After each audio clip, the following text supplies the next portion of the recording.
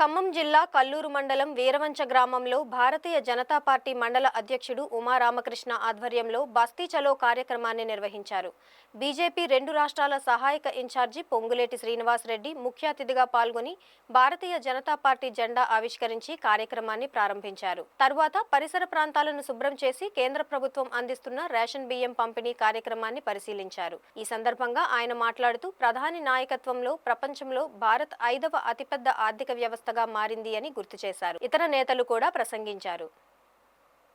Railway నిర్మాణాలు జరిగిన ప్రధానమంత్రి గరీబ్ కళ్యాణ్ యోజన ఇచ్చిన, సడక్ యోజన రహదారుల నిర్మాణం జరిగిన, ఇవాళ ముద్రా లోన్లు వచ్చిన, జనధన అకౌంట్లు ఓపెన్ చేసిన, ఉజ్వల స్కీమ్ ఇచ్చిన, ప్రధాన మంత్రి ఆవాస్ యోజన ఇల్లు ఇచ్చిన, ఏ కార్యక్రమం చూడు దరిదాపు 175 స్కీములు మీ అందరి అభివృద్ధి కొరకు నరేంద్ర మోడీ గారు అందుకొరకే గ్రామాల్లో పోటీ మన విషయాలు చెప్పండి.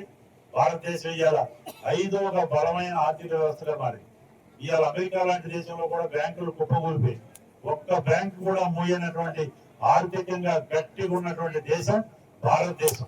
జాతీయ స్థాయి వరకు వెళ్లి ఆ సమస్యను పరిష్కరించే నాయకుడు మన మధ్య ఉండటం మనందరం చేసుకున్న అదృష్టంగా నేను భావిస్తున్నాను.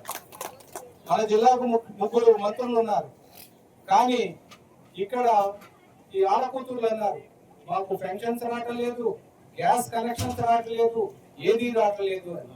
వీళ్ళ సమస్యను ఇప్పుడే చెప్పాం. మా మండల అధ్యక్షుడు గుమ్మా రామకృష్ణ గారికి చెప్పామని, ఖచ్చితంగా ఇక్కడ ఎంతమందికి అయితే గ్యాస్ కనెక్షన్స్ లేవో అంతమందికి 10 రోజుల్లో ఇప్పిస్తామని చెప్పేసి సుధాకర్ రెడ్డి గారి సమక్షంలోనే మేము మీకు మాటిస్తున్నామమ్మా.